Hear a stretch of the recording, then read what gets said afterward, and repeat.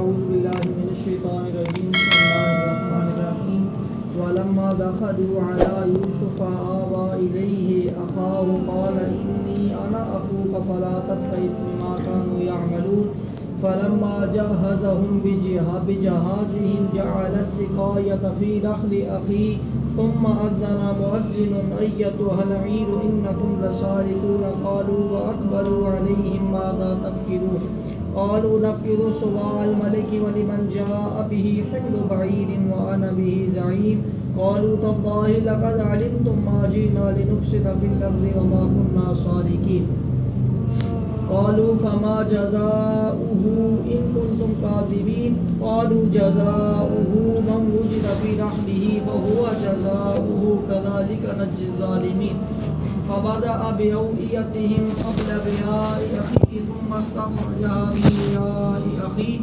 كذلك كدنا ليوسف ما كان ليأخذ أخاه في دين الملك إلا أن يشاء الله نرفع درجات من نشاء وفوق كل ذي علم عليم قالوا إن يسرق أو يسرق فقد سرق أخ له من قبل فأسرها يوسف في نفسه ولم يبدها لهم قال أنتم شر مكانا والله أعلم بما تصفون قالوا يا أيها العزيز إن له أبا شيخا كبيرا فخذ أخذنا مكانا إنا نراك من المحسنين قال معاذ الله أن نأخذ إلا من وجدنا متاعنا عنده إنا إذا لظالمون صدق الله مولانا العظيم. سورہ یوسف چل رہی ہے، 13واں سپارہ ہے، 13ویں سپارے کا تیسرا رکوع مکمل ہوا. یہاں پہ سورہ یوسف کی آیت نمبر 69 69 سے لے کے آیت نمبر 79 79 تک 10 آیات موضوع کے مطابق تلاوت کی ہیں. اللہ اکبر بیان کر کے عمل پیرا ہونے کی توفیق عطا فرمائے. یوسف علیہ السلام کا جو قصہ ہے وہ بڑی ترتیب سے چلا آ رہا. کل بات یہاں تک پہنچی تھی کہ یعقوب علیہ السلام اس بات پہ راضی ہو گئے کہ ٹھیک ہے آپ لوگ بنیامین کو بھی میرے پاس سے لے جائیں، کیونکہ یوسف علیہ السلام نے کہا تھا کہ اگر تم بنیامین کو اگلی دفعہ نہ لائے میرے سگے بھائی کو تو تمہیں غلہ نہیں دیا جائے گا. پھر اب آج اس سے آگے بات چلتی ہے. اور جب وہ یوسف کے پاس گئے، بنیامین کو لے کے پہنچ گئے، اس نے اپنے بھائی کو اپنے پاس جگہ دی. لیکن یوسف علیہ السلام کے جو سگے بھائی ہیں وہ کون تھے؟ بنیامین. باقی 10 جو بھائی تھے وہ آپ کے باپ سے سگے تھے لیکن ماں سے سگے نہیں تھے. تو سگا بھائی جو ماں سے تھا وہ بنیامین تھے. اور اس کے اندر ہوا کیا، جگہ کیسے دی؟ کل بھی میں نے بتایا تھا کہ یوسف علیہ السلام کو جب پتہ چل گیا یہ میرے بھائی ہیں تو انہوں نے جو وزیر تھے، بشیر تھے، جو آگے خدمتگار تھے، ان کو کہا کہ ان کو اچھا بستر، اچھا کھانا، اچھی ان کی خدمت اور اعتماد ٹھیک کرنی ہے تاکہ ان کو وہ بادشاہی بھی ہو. اور میرے بھائی ہیں ان کو تو نہیں بتایا نا بھائی ہیں، لیکن اپنے دل کے اندر یہ چیز تھی. اب یہ 2 روایات اس کی. ایک روایت یہ تھی کہ یوسف علیہ السلام نے کہا کہ 2 کر کے سارے کھانے کے لیے بیٹھ گئے، 2 مل کے. تو لیکن جب 2 بٹھائے تو اب 10 وہ تھے اور بنیامین 11ویں تھے اور یوسف علیہ السلام 12ویں تھے. جب 2 بٹھائے تو پیچھے بنیامین اکیلے رہ گئے اور انہیں کہا کہ آپ میرے ساتھ ہو جائیں. ماننا تھا نا ایک اپنے سگے بھائی کو اپنے ساتھ. کہا جی 2 ہو کے کھانے کے لیے بیٹھ جاتے ہیں. جب سارے 2 بٹھائے تو پیچھے بنیامین اکیلا رہا. کہا ٹھیک ہے آپ اکیلے ہیں، آپ میرے ساتھ آ جائیں. بڑی تدبیر کے ساتھ، بڑے اللہ نے حکمت عطا فرمائی اس کے ساتھ ان کو الگ کیا، اپنے ساتھ کھانے کے لیے بٹھایا. جب کھانا کھا رہے تھے اور باتیں ہو رہی تھی تو اسی طرح کہا جاتا ہے کہ رات کو بھی پھر ادھر رکنا پڑ گیا. اور رات کو بھی انہوں نے یہ کیا کہ سب 2 ایک کمرے میں ہو جائیں اور بنیامین اکیلے رہ گئے. تو انہوں نے کہا کہ تم رات کو بھی میرے ساتھ. پھر مقصد یہ تھا، پھر اکیلے ہوئے اور اکیلے میں ہو کے باتیں کی. تو کھانا کھاتے ہوئے یا کمرے میں تو ان سے کہتے ہیں کہ یار پہلے انہوں نے کیا کیا، بنیامین ہونا مطلب وہ پریشان ہو گئے نا کہ یار دیکھیں آج میرا بھی بھائی ہوتا سگا جو مر گیا تھا، اب یہ 2 ہیں، اگر میرا بھائی ہوتا تو آج ہم دونوں بھائی بھی اکٹھے بیٹھے ہوتے. انہوں نے کہا پریشان نہ ہو، اگر میں تمہارا بھائی بن جاتا ہوں. یوسف سمجھ تو ساری ان کو تو آج ہی تھی لیکن ان تک ابھی تک پردہ نہیں کھلا تھا. تو انہوں نے کہا میں تمہارا بھائی بن جاتا ہوں. انہوں نے کہا تم وہ نہیں بن سکتے، وہ ایک اللہ کے نبی کے ہم بیٹے ہیں، اللہ کے نبی یعقوب کے بیٹے ہیں، ان کا بڑا رتبہ ہے، ٹھیک ہے جی. اور جو ہے نا تو تم وہ معاملہ نہیں ہو سکتا. اور میرا جو سگا بھائی ہے وہ میرا ہی سگا بھائی ہے. تو اور ایک بادشاہ کس طرح جو ہے وہ میرا بھائی بن سکتا ہے، یعنی سگا سگا ہی ہوتا ہے، ان کے دل میں یہ تھی. تو پھر یوسف علیہ السلام نے ان کو دلاسا دیا اور اپنے ساتھ سونے کے لیے اور ساری بات بتا دی. انہوں نے بتا دیا کہ اصل میں یوسف ہوں، میں تمہارا سگا بھائی ہوں، اور اب یہ تم نے پردہ باقی بھائیوں کے اوپر ہے نہیں کھولنا.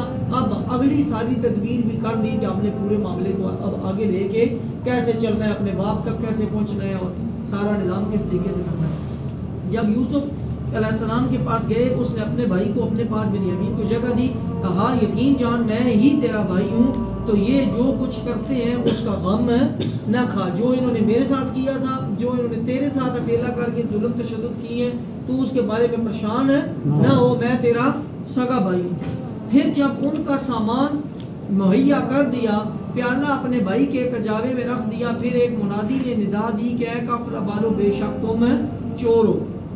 جب اب کوئی تدبیر نہیں بچی تھی بنیامین کو اپنے پاس روکنے کے لیے، سمجھ تو ساری آ گئی تھی یہ میرا بھائی ہے. اب اگر نہ روکتے وہ چلے جاتے، اور روکا ہے تو پھر باقی پیچھے آنے کا بہانہ بنا. تو انہوں نے تدبیر یہ کی کہ ہم اس طریقے سے اس کے کچھ لوگ روایات کے اندر کہ وہ چاندی کا پیالہ تھا، کچھ کہا جاتا وہ سونے کا پیالہ تھا. پھر اس کے بارے میں بھی دو روایتیں ہیں کہ اس کے وہ جو پیمانہ ہوتا ہے جیسے تولنے کے لیے ڈبہ سانا بولتے وہ تھا، یا کچھ کہتے ہیں وہ بادشاہ کا مطلب برتن تھا جس میں وہ چائے پانی پیتے تھے. جو بھی تھا باہر ایک برتن جو پیالہ جو ہے وہ ان کی بنیامین کی بوری کے اندر رکھ دیا گیا تدبیر کے لیے. اب جب وہ ساروں کو جانے لگے، اونٹوں کے اوپر غلہ لوڈ کر دیا گیا، لدا دیا گیا، ہر ایک کو ایک ایک اونٹ دے دیا گیا، بنیامین کو ایک ان کو بھی. جب چلنے لگے تو پیچھے دو روایتیں اس کی بھی، لیکن یہ باتیں اختلاف کی ہوتی ہیں. ہم نے اپنا ایک روایت یہ ہے کہ انہوں نے یوسف علیہ السلام کو اور بنیامین کو صرف پتا تھا، باقی کسی کو بھی نہیں پتا تھا. ان کے بھائیوں کو تو پتہ ہی نہیں تھا نا، لیکن جو درباری ہیں ان کو بھی نہیں پتا تھا. لیکن ایک روایت میں یہ آتا ہے کہ یوسف علیہ السلام نے اپنے جو خاص بندے تھے ان کو سمجھایا تھا، ان کو کہا تھا کہ ان کے بوری میں یہ پیالہ رکھ دو، یہ باہر اچھا ان کو پتا تھا. جس کی طرح آپ نے جب لوڈ کر دیا مال تو پیچھے شور مچ گیا، بھائی وہ پیالہ کدھر گیا، بادشاہ کا پیالہ نہیں مل رہا، یا وہ پیالہ جس کے ساتھ ہم لوگوں کو غلہ ڈال کے دے رہے ہیں وہ برتن نہیں مل رہا چاندی کا، تو وہ کیوں کون لے کے چلا گیا. اور اس وقت جیسے مثال کے طور پہ ابھی تقریباً ماشاءاللہ اللہ کا فضل ہم 30-35 بندے بیٹھے ہوئے ہیں. اب یہاں سے اگر 4-5 بندے نکلیں گے اور میرا موبائل ادھر پڑا ہوا تو میں کہا میرا موبائل نہیں ہے، باقی تو بیٹھے ہوئے جو 4-5 نکلے ہیں ان میں سے ہی کوئی لے کے گیا ہوگا نا. مطلب ایک اور جو وہ نکلے نا پیچھے شور وہ بندے جا رہے ہیں جناب، یہ 10-12 بندے 11 بندے جا رہے ہیں، ان کو روکے، پیالہ ابھی ادھر تھا، ابھی تول رہے تھے، ان کو مال لوڈ کرایا اور ابھی پیالہ نہیں ہے. وہ روکا گیا. روکنے کے بعد تدبیر کے ساتھ کیا ہوا جناب، قافلے والوں نے کہا کہ اے انہوں نے آواز دی کہ پھر ایک منادی نے ندا دی کہ اے قافلے والوں بے شک تم چور ہو. بولے اور ان کی طرف متوجہ ہوئے، تم کیا نہیں پاتے، ٹھیک ہے جی. بولے بادشاہ کا پیمانہ نہیں مل رہا. انہوں نے جب پہلے چور اس نے منادی نے اعلان کیا نا کہ آپ واپس آ جاؤ کہ تم چور ہو، آگے سے انہوں نے جواب دیا بھائی کیا ہوا ہے، مسئلہ کیا ہوا ہے، کہ ان کی طرف متوجہ ہوئے کہ تم کیا نہیں پاتے، کیا چیز نہیں مل رہی، ہم نے کیا چرایا ہے. بولے بادشاہ کا پیمانہ نہیں ملتا اور جو اس سے لائے گا اس کے لیے ایک اونٹ کا بوجھ ہے، یعنی جو ہمیں پیالہ لا کے دے دے گا اسے اس کے بدلے ایک اونٹ انعام کے طور پہ دیا جائے گا اور میں اس کا ضامن ہوں. یعنی جو اعلان کر رہا تھا اس نے کہا میں ضمانت دیتا ہوں پیالہ مل جائے تو ہمیں ایک اونٹ اضافی دے دیں گے جو بندہ پیالہ لے کے آئے گا. قالوا تاللہ، یہ جو قسم کے الفاظ ہیں، قسم میں نے پہلے بھی یہ موضوع سے ہٹ کے بات یہاں پہ آ گئی ہے. قسم ہوتی ہے واللہ باللہ اور تاللہ. بولے میرے ساتھ واللہ باللہ اور تاللہ. یہ جو آپ کہتے ہیں نا جناب میں اپنی اماں دی قسم، میں اپنے ابے دے سر دے رکھ کے قسم، یہ سب غلط ہے. قسم صرف آپ اللہ کے نام کی کھا سکتے ہیں، اپنے باپ کے نام کی بھی نہیں، ماں کے نام کی بھی نہیں، نبی کے نام کی بھی نہیں. نبی سے بڑا تو اللہ کے بعد نبی ہیں، لیکن سوائے اللہ کے نام کے آپ قسم کسی کے نام کی پورا اس کے اوپر وہ الگ کوئی ٹاپک ہے. تو اسے انہوں نے قسم کھائی، قالوا تاللہ، قسم کھائی اللہ کے نام کی. اللہ کی قسم لقد علمتم ما جئنا لنفسد فی الارض وما كنا سارقین، خدا کی قسم تمہیں خوب معلوم ہے کہ ہم زمین میں فساد کرنے نہ آئے اور نہ ہم چور ہیں. بھئی ہم نے بھی تمہارے ساتھ بیٹھے رہے ہیں، ہم تو بڑے اچھی طریقے سے تم نے ہماری خدمت داری کی ہے، ہم نے کون سی تمہارے ساتھ غلط بات کی ہے، کیا ہم تمہیں چور نظر آتے ہیں کہ ہم چوری کریں گے جناب. اپنی جیسے بات صفائی دیتا ہے نا، اور انہیں تو پتہ بھی نہیں تھا کہ یہ ہم لوگوں نے کہا جی ہم کدھر چور آئے، ہم نے کون سی چوری کی ہے، یا ہم کوئی فساد برپا کرنے والے ہیں. بولے پھر کیا سزا ہے. آگے سے یوسف علیہ السلام نے یا ان کے لوگوں نے کہا کہ پھر کیا سزا ہے اس کی اگر تم جھوٹے ہو، یعنی اگر تمہارے سامان سے کوئی چیز برآمد ہوئی تو اس کی کیا سزا ہونی چاہیے. آگے سے انہوں نے جواب دیا یوسف کے بھائیوں نے بولے اس کی سزا یہ ہے کہ جس کے اسباب جس کے سامان میں ملے گا پیالہ وہی اس کے بدلے میں غلام بنے گا. ہمارے یہاں ظالموں کی یہی سزا ہے. یہ جو یعقوب علیہ السلام تھے یہ کن کے بیٹے تھے؟ روز پڑھتے ہیں حضرت یعقوب علیہ السلام کن کے بیٹے تھے؟ حضرت اسحاق علیہ السلام کے. اسحاق علیہ السلم کن کے بیٹے تھے؟ حضرت ابراہیم علیہ السلام کے. تو کون سا دین چل رہا تھا؟ دین ابراہیمی. آج ہمارا بھی دین ابراہیمی ہے, ٹھیک ہے, ہماری جو شریعت بنتی ہے یہ بھی دین تو دین ابراہیمی چل رہا تھا. دین ابراہیمی کے تحت اس وقت نبی یعقوب علیہ السلام نبی تھے. تو یعقوب علیہ السلام کی جو نبوت تھی, کیونکہ وہ وہاں سے آئے ہوئے تھے ان کے بھائی یعقوب علیہ السلام کی طرف سے. یوسف علیہ السلام نبی تھے لیکن یہ مصر میں تھے اور وہ دوسرے ملک میں تھے, ٹھیک ہے جی. تو اس ملک کے اندر یوسف علیہ السلام کی شریعت میں دین ابراہیمی میں یہ تھا کہ اگر کسی کی میرا یہ موبائل کسی نے چرایا تو جس سے موبائل نکلے گا وہ میرا غلام بن جائے گا, میں اس کو اپنے پاس اس چوری کے بدلے اپنا غلام بنا لیا جائے گا. لیکن جو مصر کا قانون تھا وہاں پہ بادشاہ تھی. یوسف علیہ السلام اس وقت بادشاہ کے طور پہ تھے. تو جو عزیز مصر کا قانون تھا اس کے اندر غلام بنانا نہیں تھا, اس کے اندر کوئی اور سزا تھی, قید کرنا یا اس کو کوڑے مارنا یا کوئی بھی اور سزا تھی.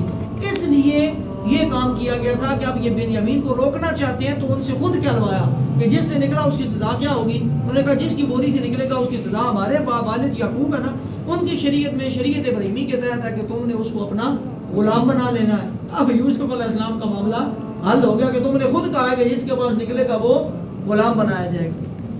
یوسف نے کہا پھر کیا سزا ہونی چاہیے اگر تم جھوٹے ہو؟ بولے اس کی سزا یہ ہے کہ جس کے سامان میں ملے وہی اس کے بدلے میں غلام بنے گا. ہمارے یہاں ظالموں کی یہی سزا ہے. تو اول ان کی خرچیوں سے ان کی بوریوں سے تلاشی شروع کی. یعنی پہلے نا جان بوجھ کے 10 تھے نا, تو جان بوجھ کے 11 تھے. تو یا بنیامین کو چھوڑ کے پہلے دوسروں سے, نا پتہ تو تھا کہ ہم بنیامین کے اس میں رکھا ہوا ہے, تو پہلے جان بوجھ کے دوسروں سے تاکہ شک نہ ہو سب سینڈ پہ بنیامین کے آگے بوری کھولی ہے, جو بھی سامان تھا اس کو کھولا. اول ان کے سامان سے تلاشی شروع کی, اپنے بھائی کے خرچ سے پہلے, پھر اسے اپنے بھائی کے خرچی سے نکال لیا. یعنی اپنی بنیامین کے سامان سے پہلے ان کی تلاشی لی, پھر ان پہ بنیامین کے ساتھ جب سامان کی تلاشی لی تو اس کے اندر سے وہ پیالہ نکل آیا کیونکہ رکھا ہوا تھا. ہم نے یوسف کو یہی تدبیر بتائی. کس نے؟ اللہ نے. یہ اللہ کے حکم سے سارا کام ہوا ہے. اللہ نے یہ تدبیر بتائی تھی. وہ ہم جو قرآن میں پڑھتے ہیں وَمَكَرُوا وَمَكَرَ اللَّهُ, وہ لوگ اپنا مکر کرتے ہیں, اللہ اپنی تدبیر فرماتا ہے اور اللہ کی تدبیر سب سے بہتر ہوتی ہے. انہوں نے تدبیر کی کہ یوسف کو اٹھا کے کنویں میں پھینک دیا. اللہ نے تدبیر کر کے اس کو بادشاہ بنا کے گھما پھرا کے ان کو ان کے ماتحت کرا کے وہ اس خواب کی تعبیر پوری کر کے دکھانی تھی. اللہ نے کہا جو مرضی کر لو, جو میں نے فیصلہ کیا وہ میں جو بھی کر لو, کنویں میں پھینک دو, جو مرضی کر لو, میں اپنی تدبیر پورے کرنے میں خیر اور ماکرین, میں سب سے بہتر تدبیر فرمانے والا ہوں.